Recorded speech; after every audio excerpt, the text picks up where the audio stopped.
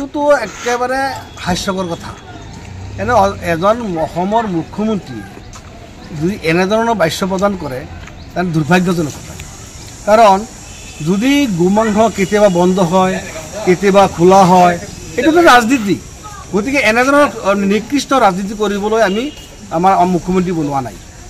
আজি যদি গোটেই অসমত আমাৰ ভাৰতবৰ্ষ ধৰ্ম নিৰপেক্ষ ৰাষ্ট্ৰ গতিকে ইয়াত যদি গোমাংস বন্ধ হ'ব লাগে গাহৰি মাংস বন্ধ হ'ব লাগিব গতিকে আমি যদি কোনোবা আমাৰ আপত্তি নাথাকে গাহৰি মাংসৰ প্ৰতি কাৰোবাৰ কি কোনে কি খাই ভাল পায় সেইটোক লৈ যদি এজন অসমৰ মুখ্যমন্ত্ৰী যদি এনে নিকৃষ্ট ৰাজনীতি কৰাৰ কাৰণে গতিকে এইবিলাক কথা একেবাৰে হাস্যকৰ দুৰ্ভাগ্যজনক এইটো চাইছোঁ ৰকিবুল হুছেইন ডাঙৰীয়া বোলে এইটো সমৰ্থন কৰিছে কিমান নিৰ্লজ্জ ঘটনা কিমান নিৰ্লজ্জ কাম গতিকে এই ৰকিবুল হুছেইনে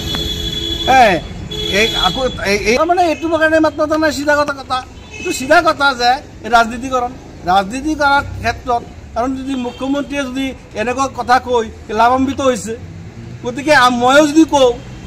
মই ৰকিবলৈ যদি কওঁ তেনেহ'লে ময়ো লাভান্বিত হ'ম গতিকে এনেধৰণৰ নিকৃষ্ট মানে হেৰি কৰিব লাগে উন্নত অসমৰ উন্নতি চিন্তা কথা ক'ব লাগে তাতে যে ৰাজধৰ্ম পালন কৰিব লাগে এনেধৰণৰ নেতাই মুখ্যমন্ত্ৰীয়ে MP-য়ে ৰাজধৰ্ম পালন কৰিব লাগে অসমৰ মানুহৰ সমাজখন কেনেকৈ আগুৱাই নিব পাৰিম অন্য ৰাজ্যৰ লগত কেনেকৈ ফেৰ মাৰি আমি অসমখন আগুৱাই নিব পাৰিম তেনেধৰণৰ কথা ক'ব লাগে গতিকে গোমাংস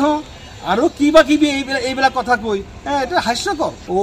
তেতিয়া নিৰ্বাচন চলি আছিলে তেতিয়া হৈছে আমাৰ সেইটো মিয়া অধ্যুষিত অঞ্চল গোমাংস খোৱালে মানুহে ভোট দিব